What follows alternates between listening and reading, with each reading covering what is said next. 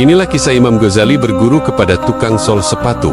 Imam Al-Ghazali merupakan seorang ulama terkemuka yang bergelar Hujatul Islam, dengan pemikiran yang hingga kini masih terus dikaji dan diikuti oleh umat Islam. Siapa sangka, di balik kapasitas keilmuannya yang luar biasa, Imam Ghazali tetap bersedia belajar dari seorang tukang sol sepatu. Belakangan diketahui bahwa tukang sol sepatu tersebut adalah seorang ahli marifat yang menyembunyikan keilmuannya di balik profesinya.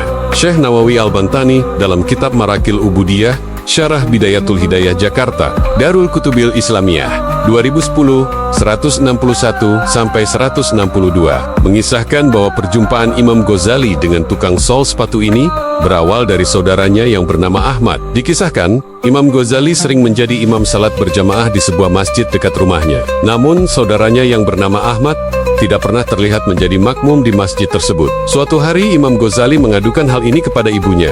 "Aku melihat kamu dipenuhi dengan darah," jawab Ahmad. Imam Ghazali pun mengakui bahwa saat salat, ia tidak bisa khusyuk karena pikirannya terganggu dengan masalah darah haid, tepatnya pada persoalan mutahayyiroh, yaitu wanita yang sudah pernah mengalami haid dan suci darinya, kemudian mengalami pendarahan kembali. "Dari mana kamu belajar ilmu ini?" tanya Al-Ghazali. "Penasaran, aku mempelajarinya dari syekh yang berprofesi sebagai tukang sol sepatu," jawab Ahmad. Tidak menunggu lama, setelah mengetahui sosok dan alamatnya, Imam Ghazali pun segera berangkat untuk menemui dan belajar kepada syekh yang dimaksud. "Wahai tuanku, aku ingin belajar ilmu kepadamu," ucap Al-Ghazali usai bertemu dan menyampaikan salam. "Sepertinya kamu tidak akan sanggup untuk taat pada perintahku," jawab syekh, meragukan keseriusan Imam Ghazali. "Insya Allah aku sanggup," jawab Imam Ghazali meyakinkan syekh. "Kalau begitu, sekarang coba kamu sapu lantai ini," ujar syekh pada Al-Ghazali. Ketika Al-Ghazali hendak mengambil sapu, syekh kemudian menyuruh agar lantai itu tidak dibersihkan dengan sapu melainkan dengan tangan. Al-Ghazali pun melakukannya, menyapu lantai tersebut dengan tangannya.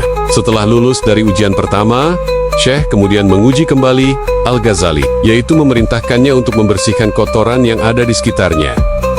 "Sapulah kotoran itu," perintah syekh. Ketika Al-Ghazali hendak melepas pakaiannya, syekh kemudian memerintahkan agar kotoran itu dibersihkan dengan pakaian itu. "Bersihkan lantai itu dengan baju yang kamu pakai," perintah syekh. Saat Imam Al-Ghazali hendak membersihkan kotoran dengan pakaiannya, sang syekh mencegahnya karena telah melihat keikhlasan dalam dirinya.